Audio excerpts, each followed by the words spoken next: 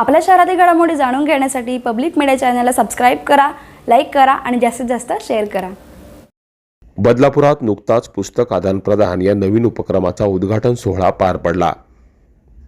या उद्घाटन सोहळ्याला कोकण शिक्षक मतदारसंघाचे आमदार ज्ञानेश्वर म्हात्रे, माजी नगराध्यक्ष राम पातकर, माजी उपनगराध्यक्ष श्रीधर पाटील, काँग्रेसचे शहराध्यक्ष संजय जाधव आणि माजी पाणीपुरवठा सभापती शैलेश वडनेरे ही राजकीय मंडळी उपस्थित होती।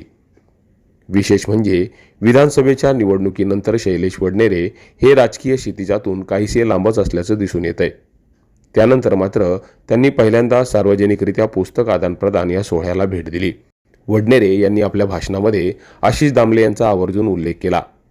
आशिष दामलेंबद्दल शैलेश वडनेरे काय म्हणाले ते आपण पाहूयात।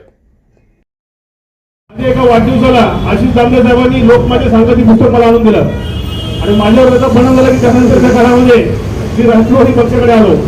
निश्चितपणे अशा अनेक घटना पुस्तकात घडतात, खोल असे संस्कार मला निश्चितपणे वाचनातून घडवत असतात। विधानसभेच्या निवडणुकीनंतर वडनेरे हे कोणत्याही राजकीय पक्षामध्ये सक्रिय नाहीत, मात्र तरी देखील त्यांच्याकडे असलेल्या प्रभावी वक्तृत्वामुळे ते नेहमीच चर्चेत असतात।